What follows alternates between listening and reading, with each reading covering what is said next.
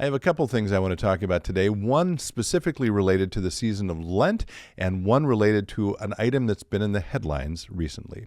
Stay tuned.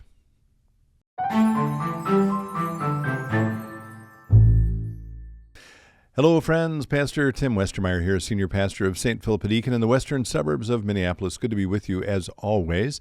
We're approaching the end of February, and I have a couple of slightly unrelated things I want to lift up in today's episode, but both of them are connected to the moment we find ourselves in.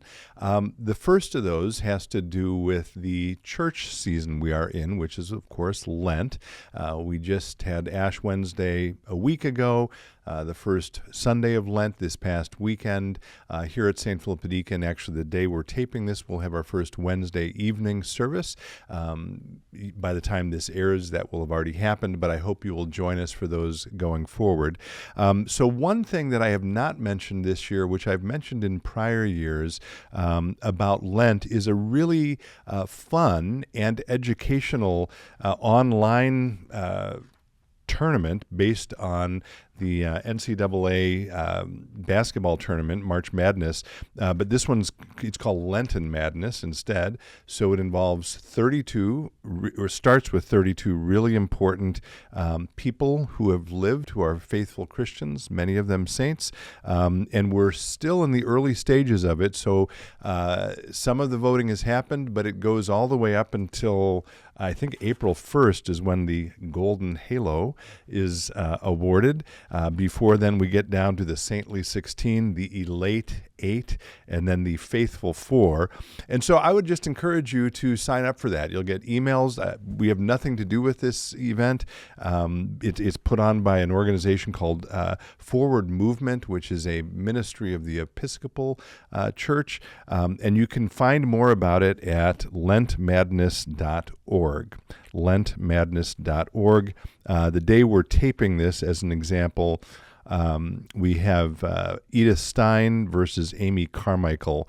In the days before that, we had some heavyweights going up against each other. Paul the Apostle versus Peter the Apostle.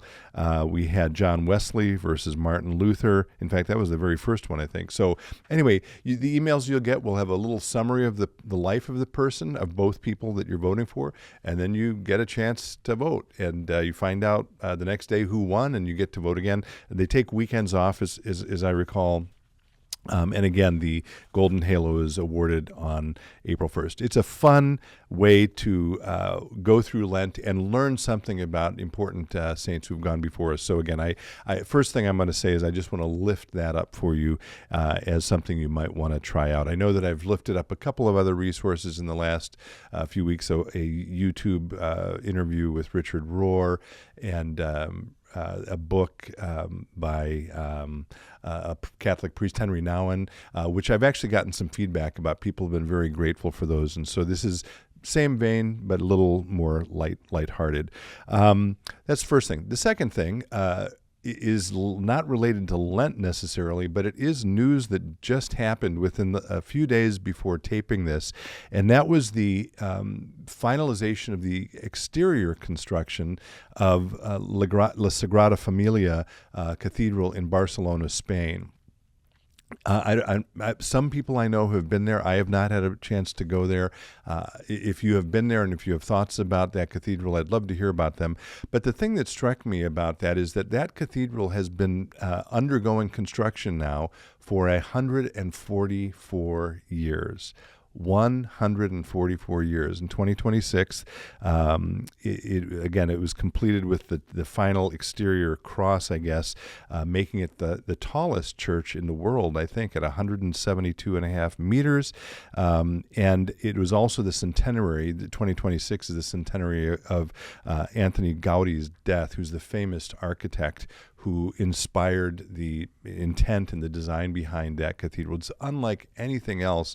Maybe we'll show some pictures of it that way once we do post-production with Tim's great work. But I just wanted to mark it And also lift it up as a reminder of something we talked about here at St. Philip Deacon a few years ago when we did some strategic planning. We lifted up, or I guess I picked a sentence from David Brooks's book, The Road to Character, in which he says, the person of character has the following things: a set philosophy about fundamental things, is enmeshed in a community of unconditional love, and this is the thing related to La Sagrada Familia, and is committed to a task that can't be completed in a single lifetime.